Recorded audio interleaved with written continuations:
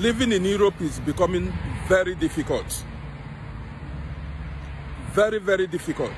See, you will not know if you made it in life until you get old. I had this my niece that was begging me that he want to come to Europe. She begged me. I told her, don't come. Europe is not what you think. Don't come, my sister. But she keep insisting. After a while, I heard that she have entered. I was say, okay, congratulations to her. Then she stopped. She wasn't talking to me as I'm talking to you now. This is 10 years back. She have not talked to me. She have not spoke to me since that time. People in there abroad, they are not happy. Men, women, boys, girls, they are not happy. How many of them know? A lot of people, they depressed for this country. In fact, the Western world. But they don't tell you. Maybe you might not believe it, but what we are advising you is the reality here, and we wouldn't want you to come here, sold everything you have, you come here, you end up struggling. You have been asking for advice how to come here, and you are ready to do anything to be here. So here is our advice. If you have a house, don't sell it. If you have a land, don't sell it. If you have money, invest it. Find some good business in Nigeria or whichever part of Africa where you are. Invest that money in good business and be patient. You will grow and you will get there. Life here in Europe or any part of the world is not how we think of it in Africa. The imagination we have in our head is not the reality of here. I know maybe you might believe this, maybe you might not believe it, but what we are advising you is the reality here, and we wouldn't want you to come here, sold everything you have, you come here, you end up struggling. There's a lot of guys here in Europe who have sold everything they have. They are still sleeping under the bridge till this day for many years. They are struggling financially. So don't be a victim. If you have something to start up something in Nigeria, put your money there and you will grow.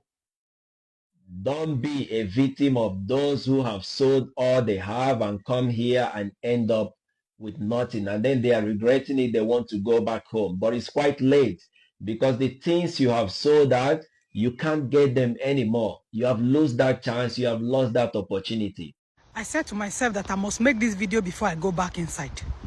10 years ago, I had this my niece that was begging me that he want to come to Europe. That was when I was still living in Italy. She begged me. I told her, don't come. Europe is not what you think. Don't come, my sister. But she keep insisting. After a while, I heard that she have entered. She entered through road. I was say, okay, congratulations to her. Then she stopped. She wasn't talking to me as I'm talking to you now. This is 10 years back. She have not talked to me. She have not spoke to me since that time. I have called her mom. I have tried to speak to her mom, to talk to her, to make her understand. Because of that, I don't really know what is the issue.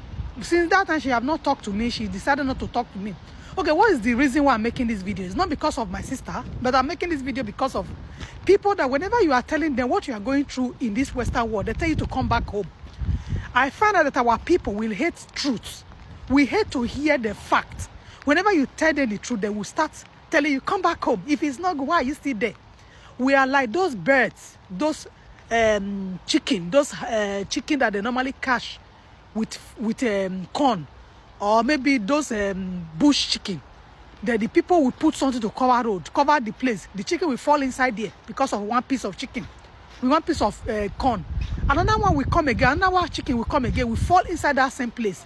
Just because of one piece of corn. It will be saying that if it is not good, why didn't my brother or my sister come out from that place, which is the chicken? This is exactly what we are going through here. Because of pride, we are living abroad. We have this pride. we don't want to come back home so that we can tell ourselves the truth. Because we are living abroad, we have this pride. Then people that live in Nigeria, they have this greediness. Even as you are giving them, they see feel that it's better for them to come. Then you that live in this Western world, you are keep telling them that this place you are at is not what they think it is. They should take it easy, that the little you are giving to them is better than for them coming here, that we are suffering here. They will not believe it. They tell you that if it's not good, why did you come back?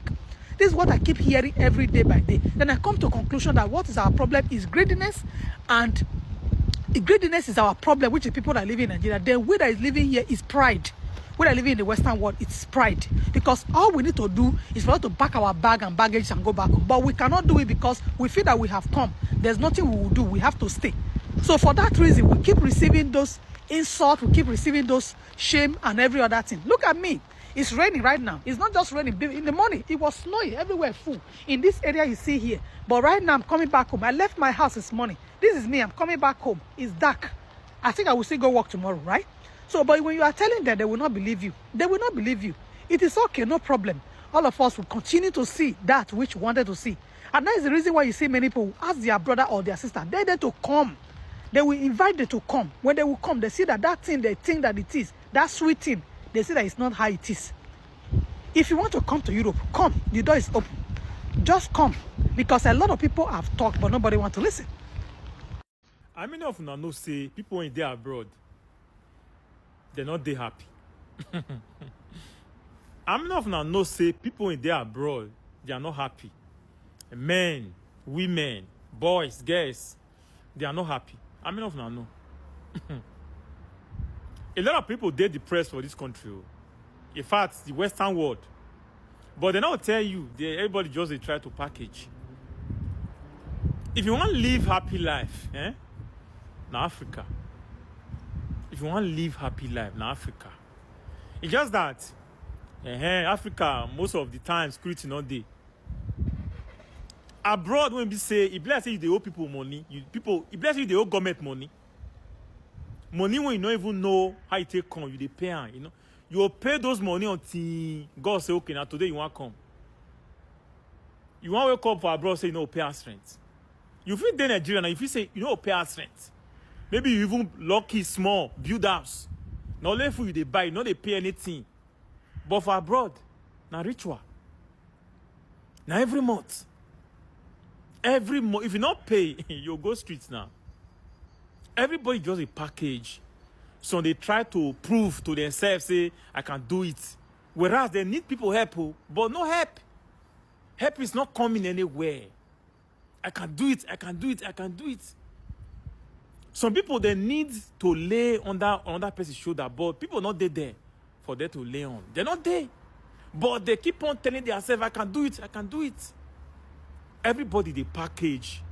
Depression won't keep people for abroad. Depression is real. If you go hospital. Guys, living in Europe is becoming very difficult. Very, very difficult. See, you will not know if you made it in life until you get old. It is only when you are above working stage, when you are retired, that is when you will know if you made it or not. And the thing is, the money that you are getting as your monthly retirement benefit or salary, would it be enough for you to survive? Many people,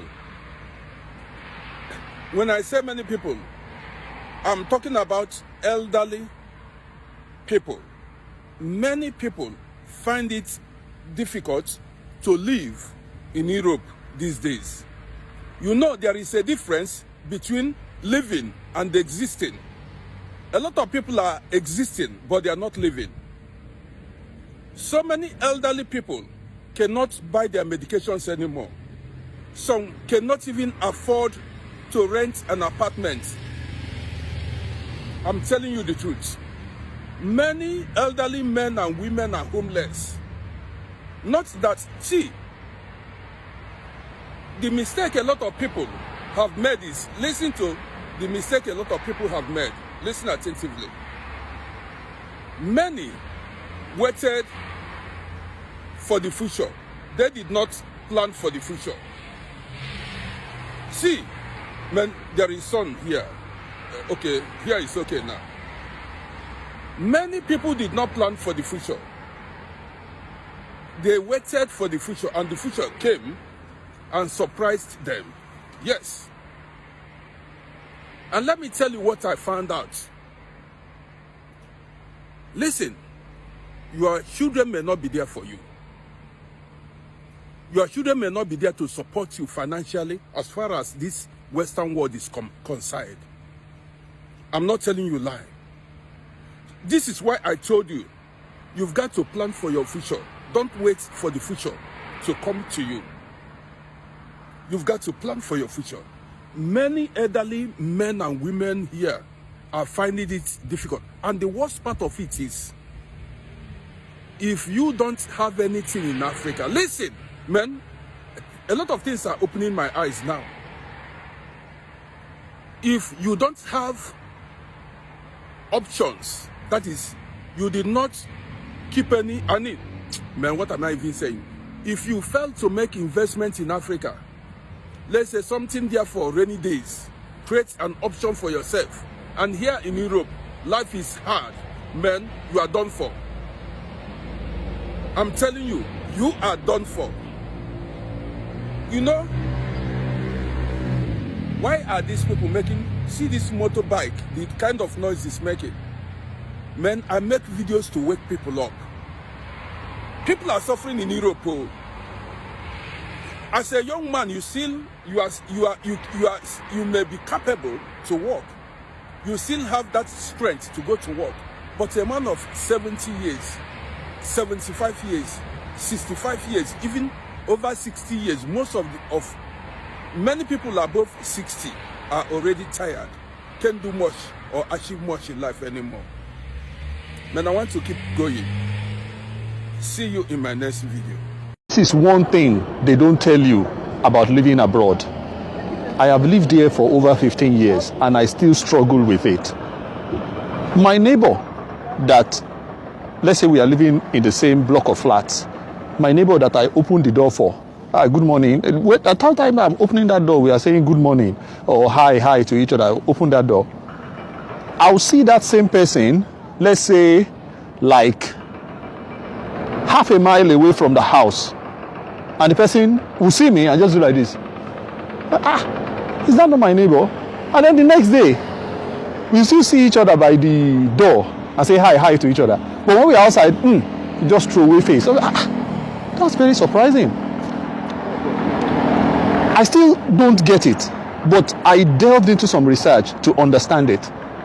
There was a time one of my neighbors had a teenage daughter, and the father and the daughter, they used to fight, like serious fight, and sometimes it can result into police and all of that. So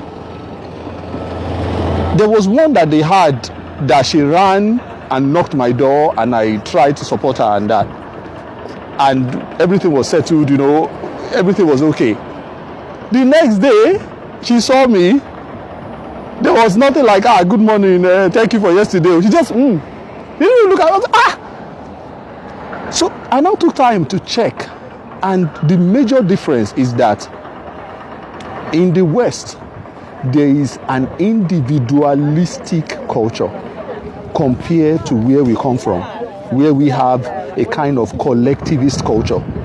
If you are not careful about this thing, it will affect your mental health when you come here, because you are used to people around you. If your neighbor, if you don't have soup, you can go and knock on your neighbor and say, Rashidi, you just go there and eat.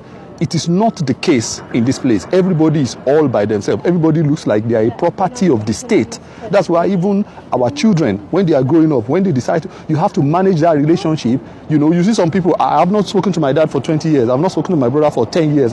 Like, that individualistic is just me and my life alone. And it can affect your mental health if you come from our kind of culture. So you have to really pay attention to these things. Join communities, be a regular. That's why churches, mosques, asalatu, all those kind of things, your school group, our culture thrives a lot in communities. And when you come here and you don't have access to those kind of things and you are not in the community, it can weigh a lot on your mental health. Here, sometimes you see that some people pass away and nobody will ask of them.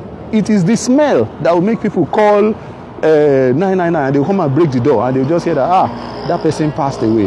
So you have to really make effort to reach out to people. Even if you live in cities that are very distant, reach out to people, join communities, because it will really help your mental health. What do you think? Individualistic culture or collectivist culture?